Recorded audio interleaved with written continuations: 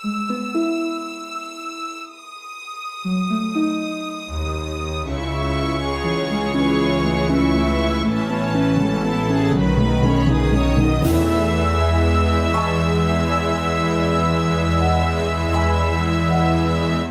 and welcome to this Dead Genre Chronicles mini episode. It's going to be a bit more, I don't think we're ever really formal, but we're going to be talking about a question that we got more than a year ago now from Jackson of Abnormal Mapping, who wanted to know what we thought about sort of a syllabus for understanding JRPGs and related games for someone who wanted to understand the genre and its history. I think when we got the question, it was a good question, but we weren't exactly all prepared to have a coherent answer each. And I think the answers we did come up with gave a pretty good picture of what we thought was a good idea, but I think a year later and more than 12 games under our collective belts, we have maybe a better idea now. So I figured it would be a good idea to give this question another run and maybe release a mini-sode in time for folks to get some Christmas money and maybe pick up some games. Okay. Yeah, and now we can figure out who's gonna go first.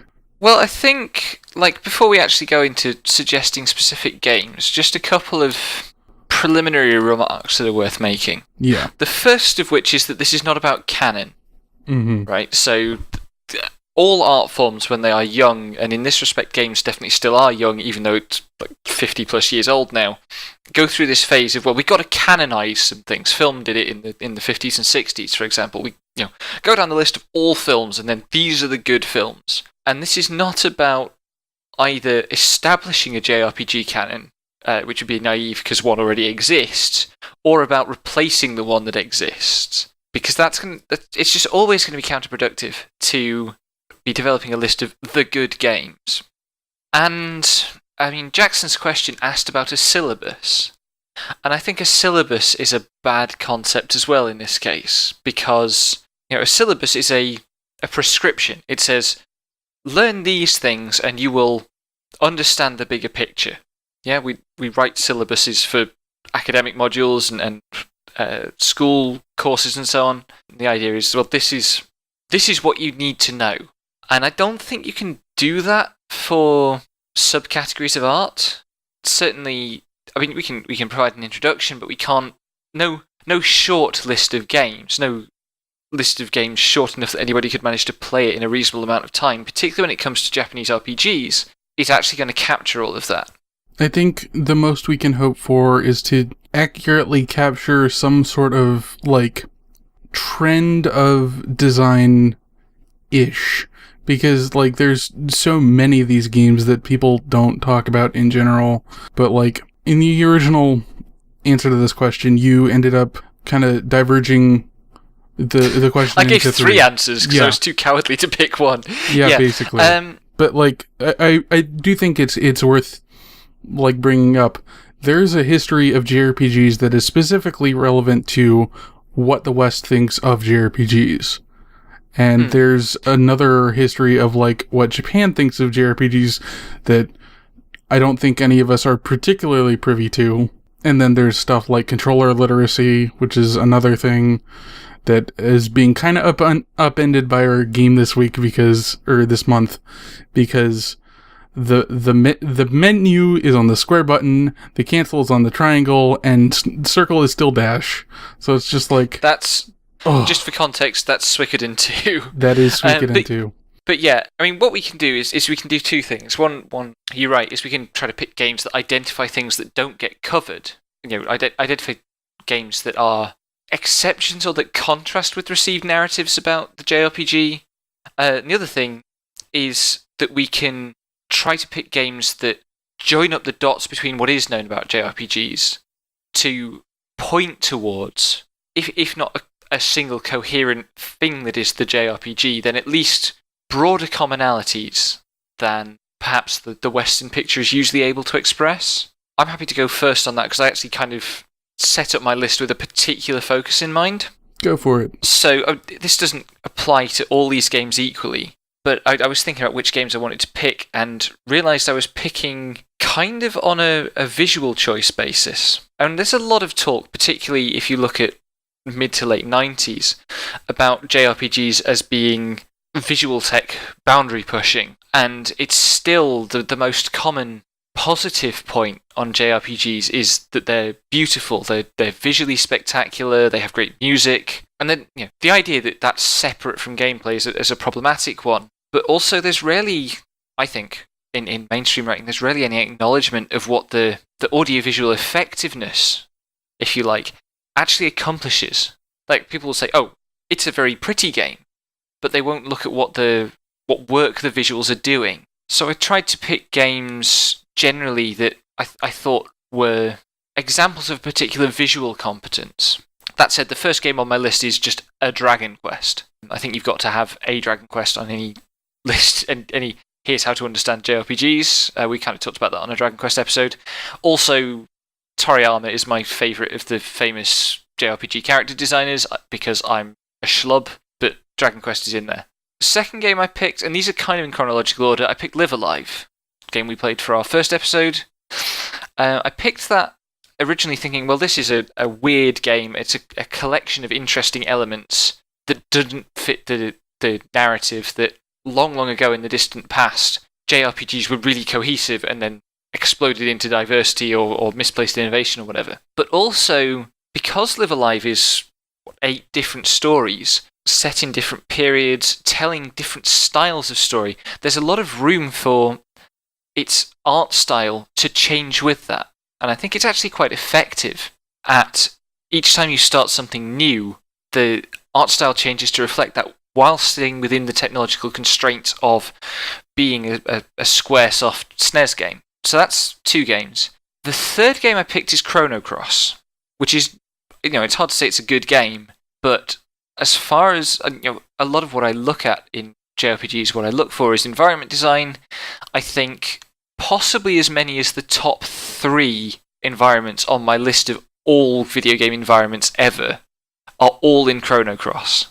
Not all the environments are spectacular, but when the environments are spectacular, they are so much more spectacular than anything else that you have to play Chrono Cross as a study in visual composition. Don't give a toss about the plot because you have to be Leroy levels of attentive to decipher it. And the combat is uninspiring at best, but there are a handful of shots in there that I might well flick across the back of my eyelids as I am dying, hopefully a long time from now. So that's game 3. Game 4, I picked Xenosaga Episode 1, fundamentally because of one cutscene towards the end of the game, right at the end of the game, which is maybe the best. So it's a cutscene where a big dramatic climax is happening, and it is set to a song, and there is very little dialogue during the sequence, very little sound design. It's this sequence of animations, and they're early PS2, they're not the most fluid animations ever, telling the story to this music, and it's a really striking tone piece. I think I could also have picked a Kingdom Hearts game for the Kingdom Hearts opening movies, because they're similar, particularly the Kingdom Hearts 1 opening movie. But Xenosaga, I think, it's a game I'd love to play, but obviously Xenosaga Episode 1 isn't available in EU still.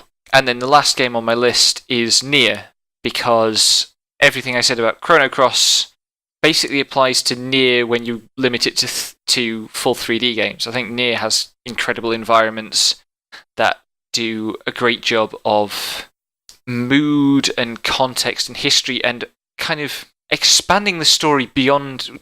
We think of stories as being things that happen to characters, but stories are also in environments, especially in games, and I think Nier actually does a great job without it being a historical narrative, without it being about kind of political and geographic changes. I think the landscape is very relevant to the broader meaning of Nier. So the common theme there, I hope, is these are games that you have to occasionally stop and just look at rather than reading.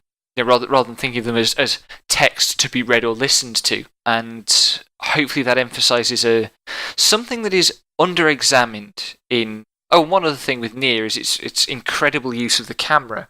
There is very little specific work on camera use in JRPGs. There's a great series by Stephen Byrne on the camera in FF7, but it's the only thing like it that I know of, and I think there's a lot of room to study that, and Nier would be a great place to start. But yeah, that's my list. Alrighty. How about you, Leroy? Do you have any... In contrast, I'm nowhere near as prepared to answer this question. I've been thinking about like an alternative art history to JRPGs, but most of the games that would make it on the list are games I haven't even played yet, and I felt that wasn't really authentic to talk about. And from when I answered this question, I just picked a bunch of games I hadn't actually played because they would be like pretty indicative of what to know and how to know JRPGs. But I like, and for a bit of transparency, like how I came to know JRPGs was by playing Final Fantasy III, Dragon Quest III, Etrian Odyssey, Shin Megami Tensei Digital Devil Saga, and I mean, and some more, and some more Nintendo RPGs. And I think if you want to have like a systems approach knowledge, a knowledge of the combat, of turn-based combat, you play some of those brass tack games. We've talked about Breath of Fire 2 on here and Dragon Quest on here, but after you play through those games, you'll like start to see the Matrix, I guess. you'll have applicable formal knowledge of JRPG gameplay, and that's most of how I look at things and how I've been able to interpret JRPGs up to now. So it's like that's like the more boring side, but you can definitely learn a lot about like the DNA of these playstyles by playing the more basic, fundamental, tried and true RPGs. Mm-hmm. I'm also not exactly prepared, but I think Vecchi's the only one who actually prepared for this. It's only because like we were a little bit late starting, and I spent the delay sitting here making notes. Nice. There's like Earthbound is like pretty much a Dada RPG all the way through, and the whole Mother series. But I've only played Earthbound, and I'm not like there yet to talk about all of them at length. And I've actually been appreciating the Linus series lately for being like straight up just a surreal RPG. But I've only gotten like a little bit of the way through the first one. But Chrono Cross, Resonance of Fate, and Live a Live are also like art house RPGs that we've covered. Yeah, there's a case for so originally when I started thinking about this, I had Resonance of Fate where I now have Nier, and like in visual terms, Resonance of Fate is almost as good as Nier. I think Nier has other virtues and is shorter, even if you like 100% it. But yeah, sorry. I think the good thing about Nier is it's actually more legible than the other games I mentioned. Well, Nier is an incredible achievement because it is, it's not only got all these incredible sophisticated design elements, it's also, you can't miss them. It's not a game you can ignore the good qualities of, unless you try very, very hard, like certain Western games writers, but I don't think we're going to get through to them anytime soon. I mean, I suppose, like, if we wanted to give a really general thing, just forget everything you think you know about JRPGs before playing any JRPG. and also probably, like, I don't know, ignore Final Fantasy for a bit, like pretend that series does not exist, and yes, particularly you'll open up the gate and you'll realize you were fenced in by only thinking about Final Fantasy in terms of JRPGs. This is actually shockingly poignant. A bit ago, before we were gonna record, someone linked a Red Bull post on the Discord, and the first paragraph was like, "Hey, did you know there are JRPGs besides Final Fantasy? I do. I'm going to tell you about some of them." And it's just like, that's a good start. Anything with Final Fantasy in the name or like derived from Final Fantasy, probably ignore it if you want to get a better idea of the variety. That list did go on to include not one but two non-Final Fantasy Hironobu Sakaguchi games, which a little bit pulled the rug out from under it. Yeah. But yeah, I think And there's nothing wrong with coming back to Final Fantasy afterwards. Yeah. Like, FF15 is out at the moment, I have played it. I'm seeing the Final Fantasy in Final Fantasy 15 so much more clearly because I've played 20-some non-Final Fantasy games this year. Non-Final Fantasy Japanese RPGs this year. It's one of those things where your understanding of your entry point to the genre will be vastly expanded by considering other things that are kind of like it, but not much. Yeah, I would personally recommend one of the Tales games. Just, like, pick one, except for probably Grace's. Like, Grace's isn't, like, its combat is neat, but otherwise... Yeah. It's kind of shallow. Also, Legendia. Don't just no. That's the hardcore fans only. I was going to suggest Fantasia, and I was like, actually, I think you want to play more than one Tales game. Mm-hmm. I think you need to, because they're so cohesive, and they're kind of like Dragon Quest, but there's a bit more. I don't want to say growth, but maybe progression, evolution in Tales games. Like each Tales game extends the previous one. Yeah. And not even, like, literally when it's, like, Xillia to Xillia 2. Yeah. But, I mean, the systems of later Tales games are always iterations on systems of previous Tales games. And it's a great example as a series of how kind of developer continuity really tells in the end result. Mm-hmm. And I'm sure that's true of other franchises as well. But it's the only one I know really well to talk about. Maybe Disgaea as well, but that's a stark contrast to Final Fantasy, where I mean they throw out the rulebook every other game, and that's cool too when it works. But it's a very different picture of history, and it's very distorting to take it as a paradigm case of historical development or development history. Yeah, would be a better way of putting that. Anyway. But if you want to get kind of an idea of what a lot of Western folks and critics think of JRPGs and why they think that, probably you want to play SNES Final Fantasies, and later they got released in English. You want to play Chrono Trigger. If Jason Schreier memed about it in that which Final Fantasy games we'd like to patch thing, Jesus, then you need to play it if you want to understand Western games writing. But also, that's a futile exercise, because Western games writing is best understood by the fact that it's Western, and it's games writing. It doesn't matter whether it's about Japanese games or not. Fundamentally, it's all the same ideology, and it's all crap. Yeah, but... I'm salty this week, sorry. Yeah, it's fine. I could use some salt to keep the ice off my fucking driveway. Anyway, yeah, probably just like Final Fantasy 4, 6... 7, 8, 9, 10, 13. I was going to say 12, but like that's an Evilise thing. Yeah, you could also skip 9, I think. 9 gets very forgotten, unfortunately. I don't think that's true. A lot of people really like 9. Like, I think... Yeah, the people who don't like 7 and 8 love 9. Yeah, but by that token, it doesn't figure in Final Fantasy history the way that like 7, 8, 10 do. Yeah. I think if you're going to leave... I feel like 9 looks backwards. It's like a love letter to Final Fantasy's own past. Yeah. It's very retrospective. And if you're going to leave out 12, and I'm not saying you're wrong to do so, I think there's an equally good case for leaving out 9. Yeah, okay. That's fair. The 13 trilogy, the Fabula Nova Crystallis, as it exists. I do love that title. Yeah, but also, like, you can skip 13-2 in Lightning Returns because only about a quarter of the people who've played 13 have played the sequels. Yeah, you can, but it's probably good to play them if you have time after 13. But yeah, just that works.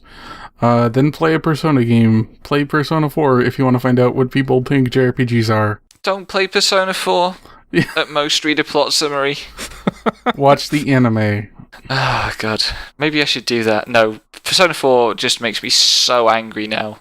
I watched a Let's Play, and I felt moderately sour about it at the time, and I'm just pickling with age. And then also play Xenoblade Chronicles. The first one, not X, because a lot of people don't like X. I don't get it. Well, I mean, yeah. I'm the weird one. Also, if you want to get a grip on recent outbreaks of JRPG consideration, play Fire Emblem Awakening, because everyone loves that shipping game. Yeah. And there's also, like, if we're talking recent, up-to-the-minute discourse shapers, I think there also has to be a mention of I Am Setsuna. Oof. Just because that game is... It's simultaneously... I think Setsuna fell out. No one cares anymore. Yeah. Well, yeah, thank God. But, like, the thing with Setsuna is it's clearly not just has provoked a discourse, but it's a response to a discourse, right? Clearly, Square were chasing something that they thought they saw in writing that was being done about JRPGs 3 or 4 years ago. So they made Setsuna to try to capture that. And it's clear that... I mean, what it shows is that to whatever extent Square understood what that discourse was about, that discourse wasn't actually fucking about anything. Because the people involved in it didn't know what they were talking about. Yeah. Because they hadn't played enough of the more obscure games that we recommended in the first half of this. Ironically, I think Square already cornered that market with Bravely Default 2 for people who are wanting us kind of throwback. JRPGs need to be this checklist, which I Am Setsuna hits the same checklist, but Bravely Default in its like cheese and guff obviously won people over in a way that I Am Setsuna's like really grim somber, serious. Yeah. Yeah, grim nihilism is actually true. I Am Setsuna's different take, actually, honestly different take of the JRPG alienated those same people because they were looking for just something comforting and familiar, and I Am Setsuna was kind of like, no, we're going to take these things and put them somewhere else. And then everyone said, well, you're wrong. This isn't a real RPG either. God. Yeah, well, people. It occurs to me that we haven't really said anything specifically about Portable. Oh, I was going to actually get to that. And, like, I kind of have to recuse myself from this because you won't get me near a Portable game except at gunpoint. But speaking of gunpoint, you're playing Pokemon Sun and Moon next month. Yeah, you promised to pay for my copy and came up like $8 short. I said I'd cover what I could. I had what I should. I have a couple of friends I should emotionally blackmail for the rest. Yeah. Anyway, yeah, I will be playing my third handheld game in 2 years. Okay. Cramped hands. Yeah, that's what happens when you get a 2DS, I guess. I've been playing Pokemon Moon. There's a lot of love and there's a lot of hate. Yeah, we're going to start some trash fires over that game, probably. I was going to suggest Golden Sun, which is basically a Dragon Quest made by Camelot instead of Enix. To be honest, they're more inspired by the old Final Fantasies, which is still Dragon Quest. But. Yeah, but like it's a very like traditional RPG kind of deal. You get the 4 elemental orbs and you put them in the elemental and then it turns towers. out you were wrong the whole time and you have to fight your parents. Final Fantasy's done that one before. Yeah. Not the parents. But yeah, Golden Sun and Golden Sun The Lost Age are alright. You can buy them on the Wii U eShop. Mario & Luigi Superstar Saga is also really good. And and we should also bring up Paper Mario Thousand Year Door, which we did for the podcast. It was really good. Yeah. Yeah, those Nintendo in-house games are always going to be a bit of a weird one, but yeah, a lot of people won't like consider Paper Mario or Mario & Luigi a JRPG. I'm not quite sure that's true. Like when you point it out to them, they'll go, "Oh, well, yeah, I guess so," but they'll forget it exists. I'm still guilty of this. You asked me about JRPGs, and it just doesn't come in the same category because it's a Mario game. Yeah, and like. Those hang-ups are just going to always be there, I think. And then, there's nothing wrong with the hang-up, provided when prompted, you don't immediately turn around and start prescriptively arguing, no, they can't be JRPGs because X or Y, because that's always going to be crap. I am the one, like, I think I've mentioned this before, but the one question mark RPG that I can't decide if it's Japanese or Western is Secret of Evermore, because it was Square Enix, like the main Square Enix. Well, Squaresoft at that point, yeah.